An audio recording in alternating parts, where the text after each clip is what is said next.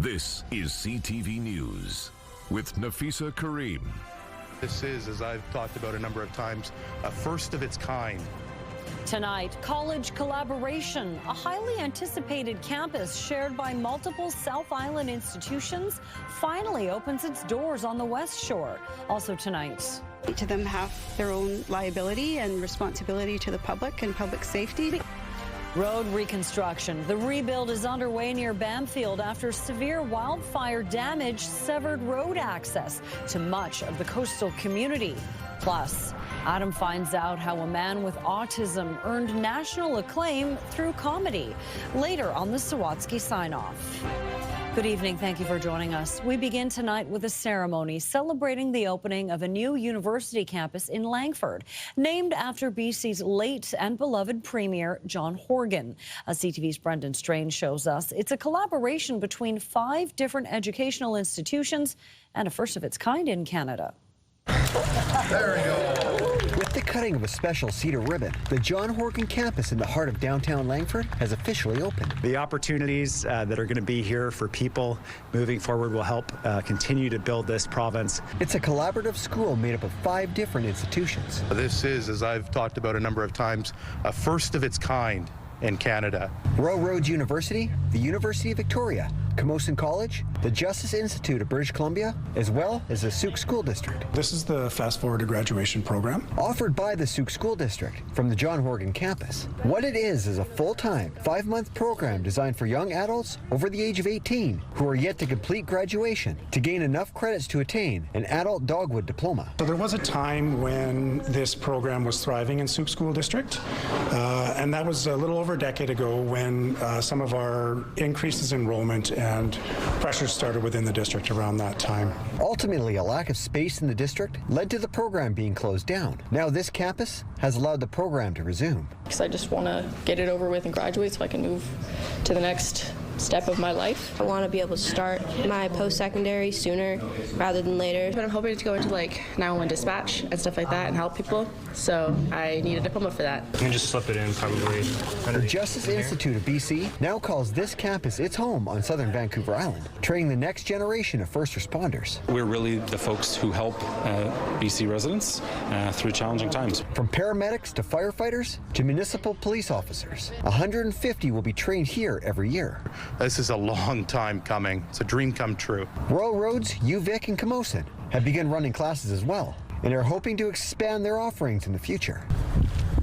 The ceremony today was capped by Ellie Horgan, unveiling a plaque celebrating the life of her husband, the man who turned this campus into a reality on the West Shore. Brendan Strain, CTV News, Langford.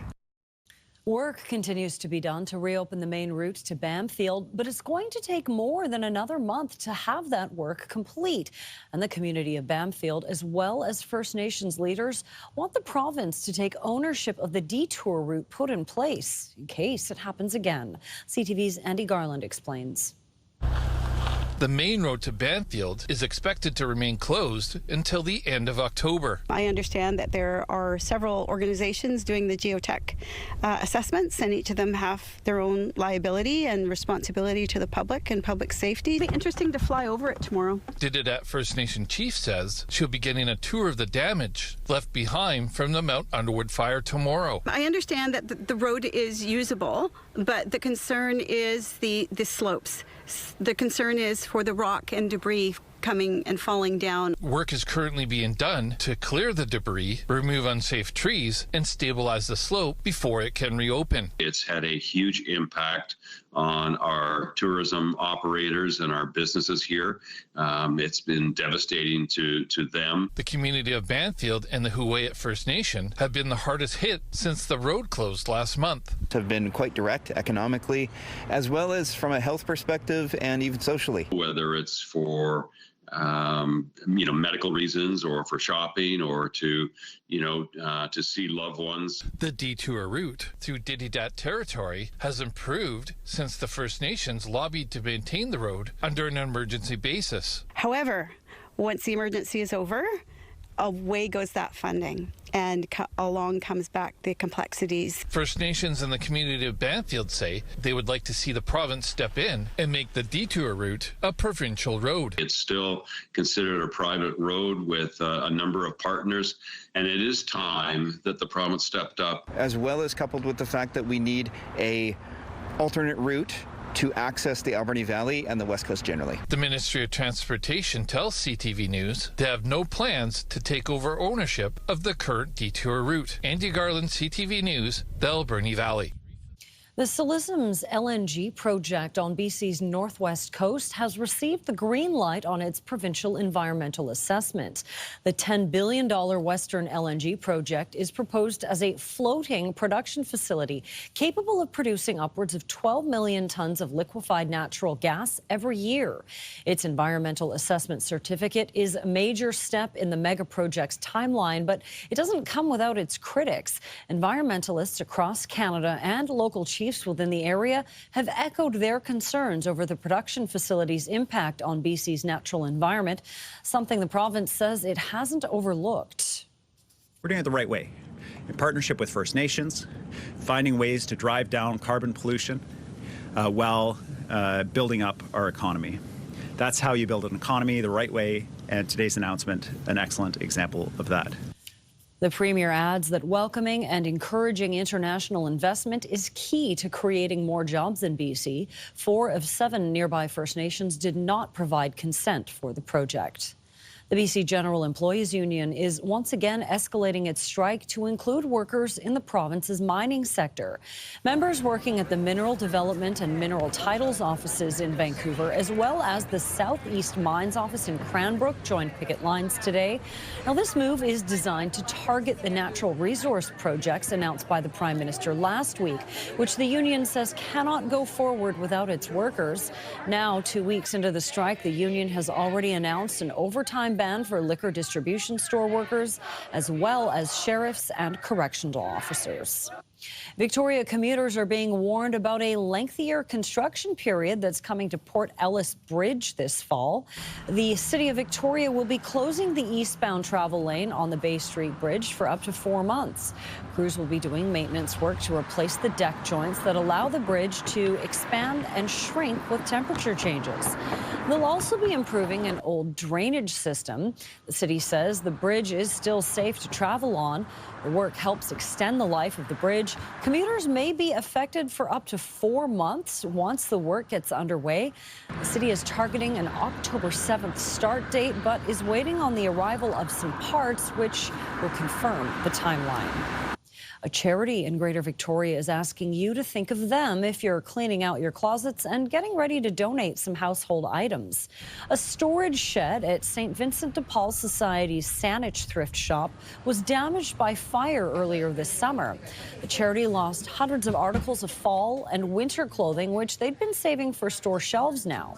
Staff are also looking for donations of small household items, such as blankets. All of the proceeds from that go to supporting our social concern office downtown.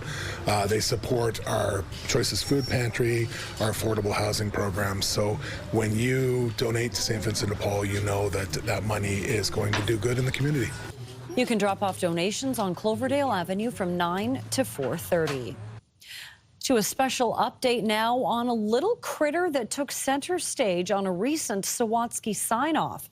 After being rescued by a family from the Cowichan River Rapids last month, the North Island Wildlife Recovery Center is happy to report that little Timber is well on her way to recovery. They say the female beaver almost tripled her weight since arriving and has taken a particular liking to sweet potato treats. With daily supervised swims, the volunteer crew says her rehabilitation is well on track. Canada is hammering the competition at the World Track and Field Championships in Tokyo with another record-breaking gold medal performance in the hammer throw by Nanaimo's Ethan Katzberg. To be able to come out on top of that with 84.70 and to be able to reclaim the world championship title and keep that going is really special. Katzberg, now a world-renowned Vancouver Islander, won his second straight world championship. The reigning Olympic champion, affectionately known as Thor, threw for 84.7 meters, breaking the championship record as well as his own Canadian record. Canada continues to dominate the event after fellow reigning Olympic champ Cameron Rogers won her second straight world title in the hammer throw yesterday. Still to come, Donald Trump's visit to the UK. Second state visit. You know, it's spectacular. Reactions from Windsor as the American president touches down in the United Kingdom. It was a hot one today, 26 degrees right now, and that is the daytime high. It's also the hottest temperature of the month. We'll let you know if these warm temperatures are going to stick around for a few more days right after the break. CTV weather brought to you by Expedia Cruises. Make the most of your next vacation by booking with those who've been there. Visit expediacruises.ca. Hey, West Shore youth, looking for a fun spot to hang out? Youth nights are here. Skating, art, swims, and a place to chill. Staff-led and supervised for a safe, inclusive vibe. Check out wspr.ca for more info.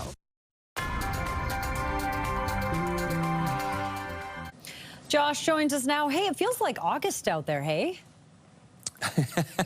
Well, it's the warmest day since late August, Defisa. Last time it was 26 degrees or hotter, the 26th of August. Exactly 3 weeks ago to the day.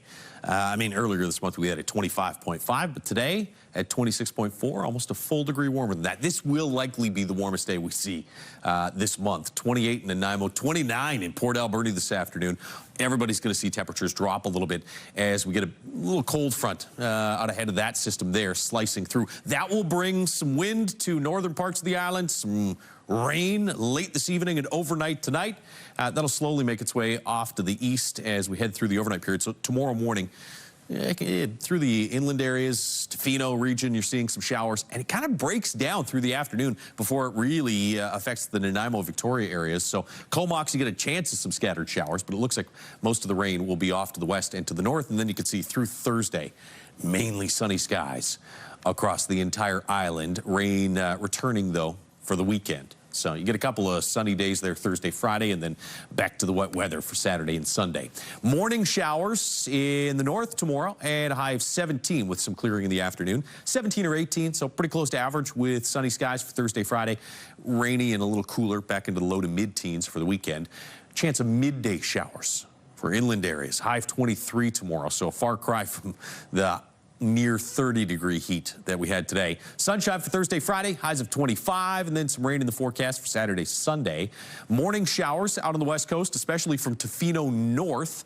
19 with some clearing in the afternoon, and about 19 or 20 with sunshine Thursday, Friday.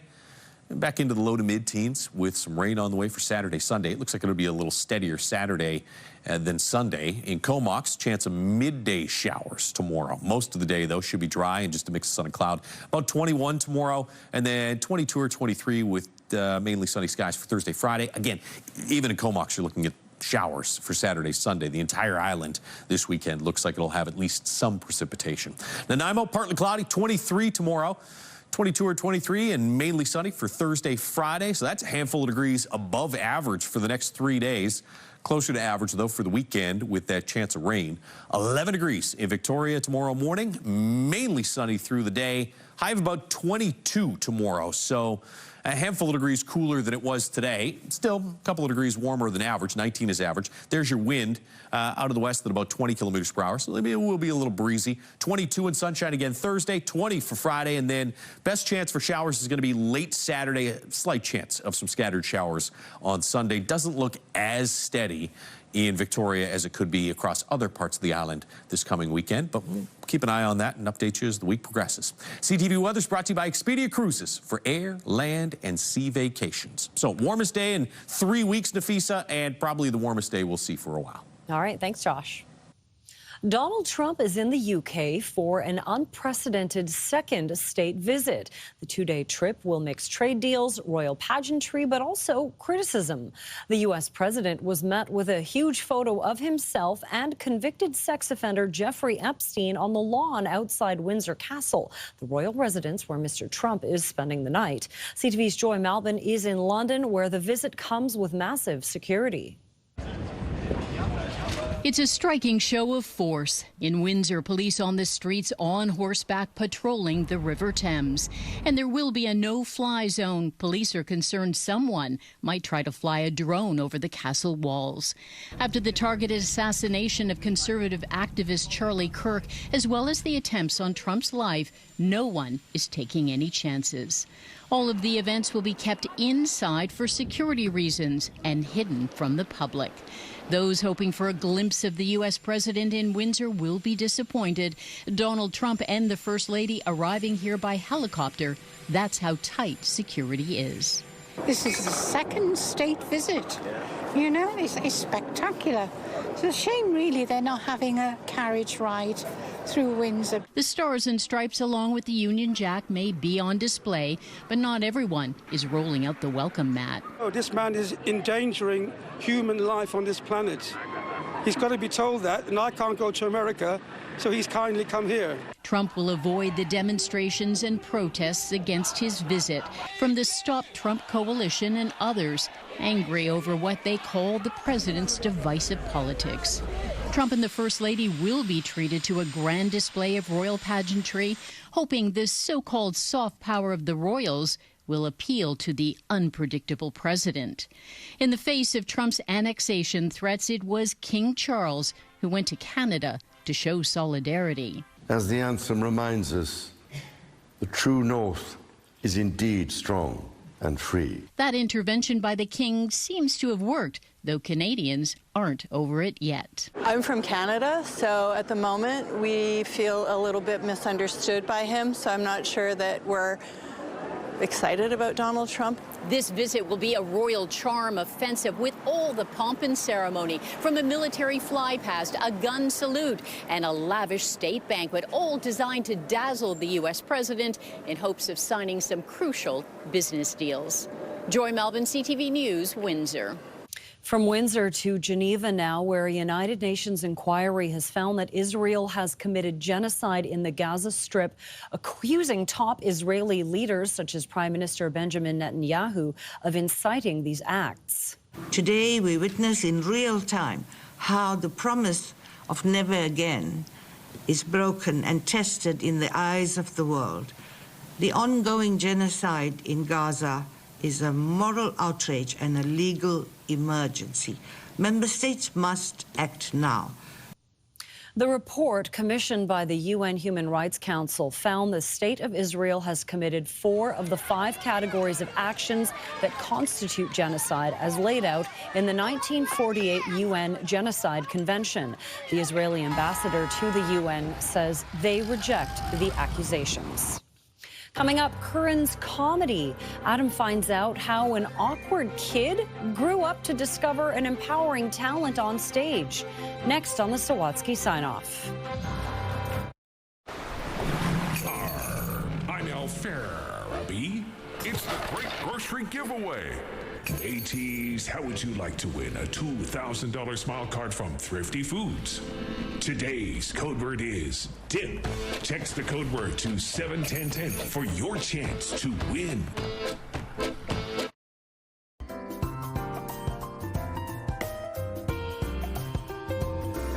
Finally, Adam finds out how a man with autism found a way to make connections through comedy on the Sawatsky Sign-Off.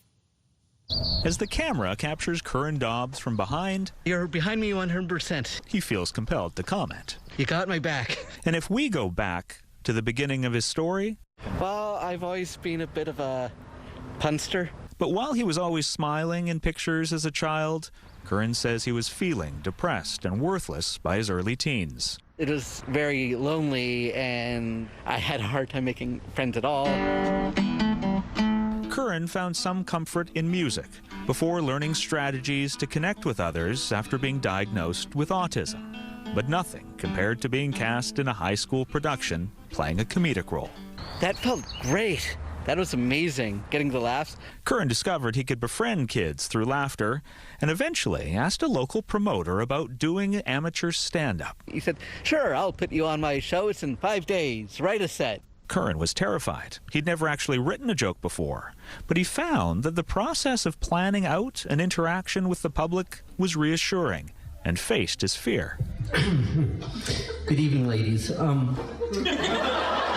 Curran got a few laughs that first night, and now, after more than a decade of doing stand-up professionally, has earned countless more. I'm on the autistic spectrum, so if I seem rude or impolite, or if I'm not making eye contact, I just want you to know it's because I really feel like you're not worth the effort.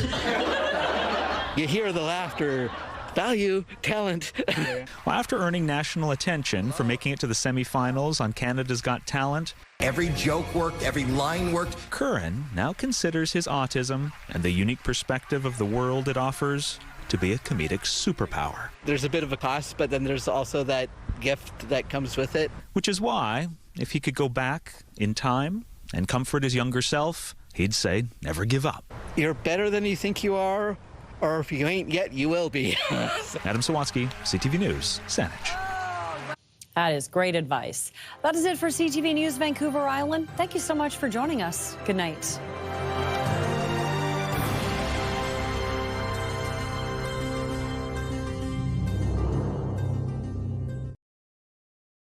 Today on CTV News, the man accused of killing his former partner with a hammer in a Kelowna parking lot makes his first court appearance. Also tonight. We are going to build this country, and we're going to do it right, and we're going to make sure that it is Canadian products making it to market, supporting Canadians. A massive Indigenous-led liquefied natural gas project gets the environmental green light, and kind of high-pitched squeaking sound that I've never heard before. a big noise made by a tiny beaver. How this little critter is thriving after being rescued from a BC river. This is CTV News with Nafisa Kareem. Good evening. Thank you for joining us. A Kelowna man accused of murdering his estranged wife just hours after being convicted of domestic violence charges made a court appearance today, and supporters of the victim came out in force. Bailey McCourt's supporters gathered outside the Kelowna courthouse as James Plover was set to appear by video link on a charge of second-degree murder for allegedly beating his estranged wife to death with a hammer in a Kelowna parking lot. He was convicted of domestic violence charges just hours before the mother of two was killed, free to go while he awaited sentencing. McCourt's family and supporters are pushing the federal government to pass Bailey's Law, which calls for GPS tracking for people convicted of domestic violence charges who are awaiting sentencing, a domestic violence offender registry, and tougher penalties for intimate partner homicides where there is a documented history of abuse. I'm seeing Bailey's Law everywhere. I'm seeing people talking about the bail reform requirements. I'm seeing the MLAs. I'm seeing the MPs. I'm seeing people that generally don't go into the domestic violence space. They're speaking about it, and they're speaking loudly about it. Plover's court appearance was brief, with both the domestic violence and murder cases adjourned until November. McCourt's supporters plan to keep holding events like this to bring attention to the need for tougher domestic violence laws. Critics are speaking out today over the provincial and federal government's decision to sign off on a controversial liquefied natural gas export facility on BC's north coast. The Silesom's LNG project is expected to have the capacity to export 120 million tons of liquefied natural gas annually to countries in Asia. The export facility would include a pair of twin floating platforms at Pierce Island near the Alaska border. Opponents cite environmental concerns, lack of consensus amongst nearby First Nations, and the project's American ownership. For months, all we've heard from our politicians is that we're elbows up against the United States, against Donald Trump, and against the authoritarian MAGA movement. And it's a real disconnect to see our premier approve a project that is American-owned, with American investors and an American company building the pipeline. The Premier says welcoming and encouraging international investment is key to creating more jobs in BC. 4 of 7 nearby First Nations did not provide consent for the project. The BC Conservatives are accusing the Premier of being tone-deaf for spending money on a comedian speechwriter as the provincial deficit grows. CTV's Rob Buffum is live in Victoria with more on the lucrative contract and what the Premier is saying. Rob. Nafisa, the Premier is paying Vancouver-based stand-up comedian Charlie Demers $165 an hour to help write speeches. Demers, shown here with EB 8 years ago during a campaign, could potentially earn a maximum of $300,000 over 4 years. The Premier's office has 6 communications staff on salary, and his office acknowledges that Demers has been paid nearly $100,000 over the past 3 years, but so far this year has only received $14,000. It just simply does not line up. I think where most people are thinking government running record deficits would be in terms of their mindset if they're truly trying to get spending under control. Today, for example, I'm delivering 5 speeches. I would love to be able to write my own speeches the way that I used to, but I do need support to be able to respond to each event that I go to. Speech writers are a necessary part of the job. Demers himself responded to the controversy online, noting that he doesn't just write jokes, but rather writes entire speeches for EB, and that he was hired by another Premier previously to write. Demers says that former Premier John Horgan hired him to write, but in that instance, it was exclusively jokes. Nafisa. Rob, thank you. The BC General Employees Union is once again escalating its strike to include workers in the province's mining sector. Members working at the Mineral Development and Mineral Titles offices in Vancouver, as well as the Southeast Mines office in Cranbrook, joined picket lines today. This move is designed to target the natural resource projects announced by the Prime Minister last week, which the union says cannot go forward without its workers. Now, 2 weeks into the strike, the union has already announced an overtime ban for liquor distribution store workers, as well as sheriffs and correctional officers. A Langley woman who is a victim of a hit and run says she didn't know her situation could get worse until she says ICBC told her it wouldn't cover the cost of replacing her motorized scooter. Beverly Tershman says she was crossing the intersection of 203rd and 56th last month when a driver hit her and took off. The incident was all caught on a dash cam. Soon after, ICBC said it would cover her future medical expenses, but wouldn't replace or repair the scooter. She says she spoke to an ICBC rep again on Friday who confirmed they would not be covering the cost. Tershman replaced the scooter out of pocket, close to $4,000. She says things started to change, though, once CTV News started investigating. ICBC then reached out to her saying they'd made an error. I was mad. I got very little money in my savings account, and that would take everything out of it. Our focus now is to make sure that she receives the treatment she needs to recover from the injury she sustained in that collision, and to take care of her scooter as well. Scooter City, which was responsible for the repairs, confirmed it never received clarity from ICBC about coverage, but earlier today they did say ICBC would be covering the cost. Langley RCMP are stepping up traffic enforcement in rural areas as the police investigate the 5th deadly crash in that community in just 6 weeks. Around 6:30 Monday evening, 2 vehicles crashed near 256th Street and 48th Avenue, killing a man described by his family as a 67-year-old father and grandfather. The driver of a second vehicle was sent to hospital with non-life-threatening injuries after neighbors rushed to help. When we pried enough of the glass out, we reached in, me and another gentleman reached in and picked her up and pulled her out of the car.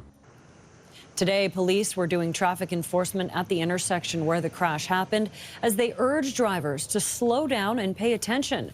They say more drivers are using rural roads as they try to avoid construction zones.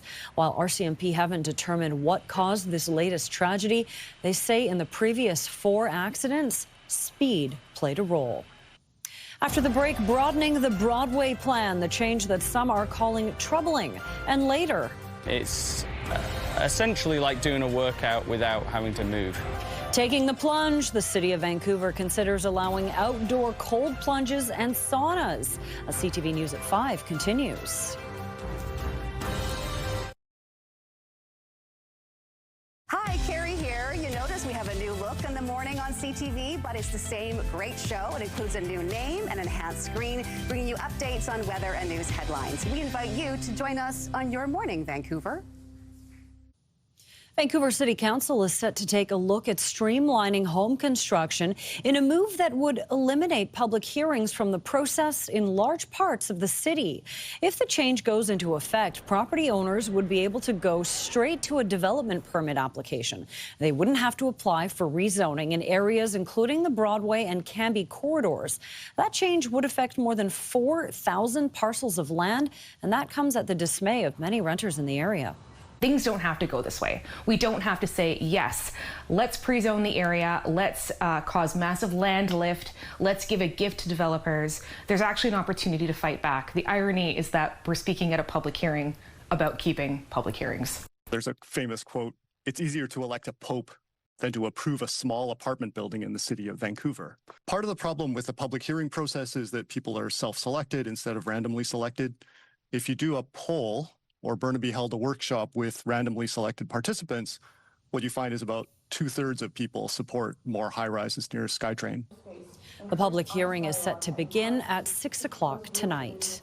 The city of Vancouver is going full steam ahead on the latest wellness trend. It wants to make it easier for cold plunges and saunas to operate. In June, ABC councillor Lisa Dominato tabled a successful motion. Prior to that, cold plunges and saunas weren't allowed outdoors. Now a staff report wants to expand the businesses across the city in commercial and industrial zones. Updates to the city's zoning and development bylaw could see cold plunges and saunas in parks. Those in the industry say it's a welcome change. We live in a world where people are finding it hard to connect. This is a connection space. If we get bogged down with rules and regulations that inhibit this being a more straightforward process, it will put people off doing it. A public hearing is planned for next month. If council approves the changes, they could come into effect by the end of the year.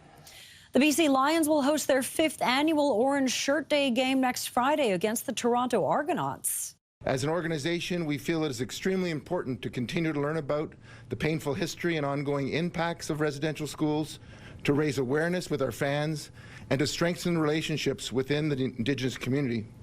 Hundreds of residential school survivors and their families will be in the crowd as the club presents a $20,000 check to the Orange Shirt Society. Players will also wear special orange jerseys for warm-up, and the first 10,000 fans through the gates will get free orange T-shirts. Still to come, a tiny beaver named Timber is getting a new lease on life after being rescued by a BC family. But first, never humanize your pet. Instead, animalize yourself. Joining the flock will take you to an Alberta park where a man and his 2 cockatoos are captivating Calgarians.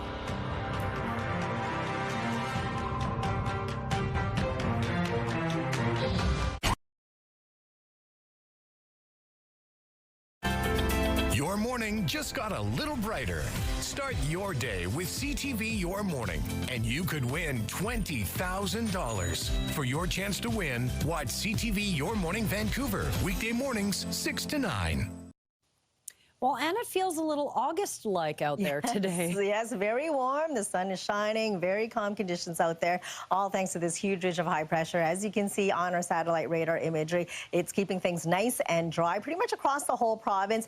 As we head into tomorrow, this front will move its way in, bringing in some wet weather for the north and central coast. Here's how everything will play out as we head through the overnight into tomorrow morning for your early morning commute. Haida Gwaii, north coast, central coast, and the northern tip of Vancouver Island will see some showers, but it does stay dry for the south coast and southern interior throughout the day as we head into the afternoon tomorrow. So for the southern interior, you'll see temperatures between 29 and 31 from Kamloops right down to Osoyoos with sunny skies, 28 for Nelson, 26 for Cranbrook, a few clouds for Revelstoke with a high of 25 degrees. A few scattered showers as mentioned for Bella Coola and Prince George, a mix of sun and cloud, 24s for Quesnel and Williams Lake. For the northern half of the province, it will be gray and wet for Prince Rupert and Terrace, showers for Dease Lake, Masset, Smith, Smithers and Fort St. John. Fort Nelson, 23 degrees under a mix of sun and cloud. For the North Island, showers to start off the day. Clears up through the afternoon, 17 degrees. A few clouds and 22s for Campbell River and Comox. For the South Island, you'll get showers for Tofino as well. Other than that, sunny skies from Port Alberni right down to Victoria with temperatures between 21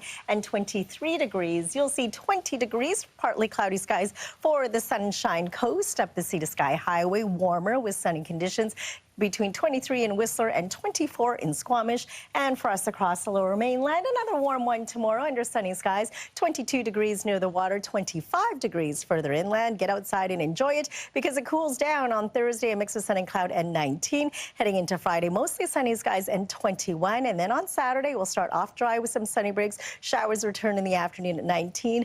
Into a slight chance on Sunday morning before it clears up, so you can still go for your practice runs and not get completely soaked like last weekend. Phew, my runners are still wet. Thanks, Sam. You're welcome. A pair of cockatoos are turning heads in Calgary parks. Their owner doesn't keep them caged or tethered, letting his feathered friends fly free on daily walks. CTV's Kevin Green caught up with them this morning. Enrique Esteban takes his cockatoos, Bandito and Corky, for walks through Calgary parks. Unlike dogs, his pets aren't on leashes. They take off into the trees, sometimes for hours before flying back to him. The way to interact with any animal as a pet, the most beautiful and genuine way of doing it is to deal with them with as close as possible as to what they will be doing in nature. Bandito can only fly short distances and glide because of an old wing injury acquired before being adopted by Esteban. But Corky soars above the trail. Esteban says after doing this for over 30 years, the pair of birds treat him like a member of their flock. I feel sensitive enough to be connected with them. We were just walking saying, we don't see any birds here anymore. And then looking in, we look and here we are, there's birds. The sight of the tropical birds perched on Esteban's rope, then taking flight, turns heads. What the heck? Because I was trying to figure out what kind of a bird it was. I said, it's not a raptor. That doesn't sound local. And then I saw what was going on. Here. Yeah. Esteban uses those encounters as a chance to teach people about the longevity and intelligence of cockatoos. Never force any living creature to do what you know that is not in their intention or on their habit, because indirectly they might be telling you, no, I don't feel secure in this environment. Esteban says he's never trained the birds, saying instead the reason the birds return to him every day is because they've trained him. Whenever you have a pet, never humanize your pet, instead animalize yourself. Kevin Green, CTV News, Calgary. Hope you're hungry. We've got our foodie forecast coming up after the break. Plus, why the turquoise water off the coast of California is a distinct shade of hot pink. We'll explain coming up in Take a Look at This.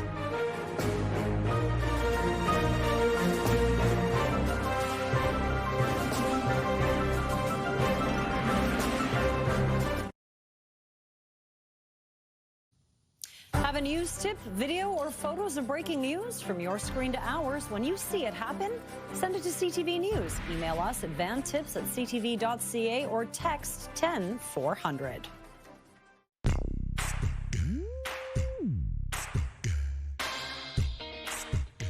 I'm hungry. It's time to dig into the Foodie Forecast, our new segment on restaurants that are opening soon or closing their doors. We got a pretty awesome opportunity to use a lot of the ingredients from around here. Along the Sea to Sky Highway in Britannia Beach, Autostrada Oyster Bar and Grill have opened a second location, offering fresh oysters, seafood towers, handmade pastas, and the burgers that are worth a stop on your way to Whistler. Autostrada is a part of the brand new Britannia Village, described as a place to pause, refresh, and connect. Opening its doors in the West End, Sud Cafe invites guests to savor the flavors of southern France with friends. Serving a diverse menu of drinks, pastries, sandwiches, and salads, it has something if you're on the go or looking to stay a while. From the owner and chef of Petrichor Social in Gastown, Sud Cafe is located at 1082 Cardero Street. And after more than half a century of serving traditional Cantonese dishes and dim sum, Flamingo House is closing its doors.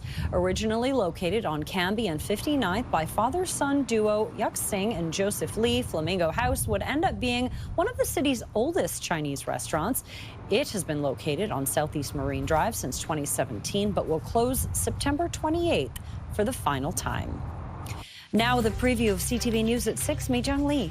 Nafisa, they are determined to create change out of tragedy. Supporters of Bailey McCord rallied outside the Kelowna courthouse, where her accused killer, James Plover, made his first court appearance. He's accused of fatally attacking McCord in a Kelowna parking lot. Supporters are demanding better protection for victims of domestic violence.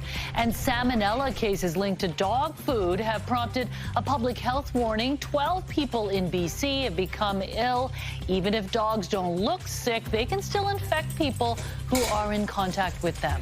And video of a hit and run in Langley that injured an elderly woman on a motorized scooter. Now her battle with ICBC. I'll be back at 6. Nafisa? Thanks, Mi Jung. Authorities are looking for a scuba-clad suspect that robbed a floating restaurant. Plus, a team of scientists turned some SoCal waves hot pink. CNN's Jeremy Roth explains in today's Take a Look at This. Authorities in Florida are investigating a very fishy restaurant robbery they say may have been pulled off by a suspect in scuba gear. WFTV reports sheriff officials released an image of a man clad in what appears to be scuba gear, who sources say tied up 2 employees of the restaurant located on a replica steamboat in the Disney Springs Entertainment Complex. Deputies believe the suspect used the scuba gear to swim to and board the floating eatery, where he reportedly stole between $10,000 and $20,000 before donning the diving gear once again and swimming away. No one was reported injured in the incident, and the investigation is ongoing. An investigation in Florida has landed a pair of young boys in hot water after officials say they broke in and vandalized an elementary school's media center. Body cam video shows Volusia County authorities surveying the mess, which they say topped an estimated $50,000 in damages. Wesh reports the 12 and 13-year-old suspects were turned in to deputies by their mothers and later confessed shortly after a surveillance photo from the incident was released. The pair are now facing several serious charges, so yeah, hot water indeed. Finally, something strange was spotted in the waters off Southern California, and it had residents seeing red. Well, pink, really. Researchers with the UCLA School of Engineering released a pink dye in the waters off Santa Monica to study how the breakwater affects the surrounding environment and water quality. Non-toxic tracer dyes like these have been used for years to study water movement. Researchers say they pose no risk to people, animals, or vegetation and disperse naturally, so no cleanup is needed. For Take a Look at This, I'm Jeremy Roth. I could see some Instagrammers having definitely. some fun with the hot pink waves. Very right? nice. I like it. Very specific aesthetic. We've got a happy update now on a little critter that took center stage on a recent Sawatsky sign-off. After being rescued by family from some river rapids in Saanich last month, the North Island Wildlife Recovery Center is happy to report that little Timber is well on her way to recovery. She's almost tripled her weight since arriving, and she has taken a particular liking to sweet potato treats. With daily supervised swims, the volunteer crew says her rehabilitation is well on track. I mean, I just kind of want to watch more footage of Timber they eating need the little a 24-hour webcam on her, and we could just watch her all day long. Yeah. It's like Otter Cam. Adorable. But I better. love it. All right, also beautiful. Look at this. A golden hour in Abbotsford. Thanks, Shane, for sending this gorgeous photo in. And we want to see your scenic snapshot as well. So email us at scenicsnapshot@ctv.ca. We will be back for CTV News at 6 with me, Jung Lee. Right now, here is Sandy Ronaldo with CTV National News. Good night.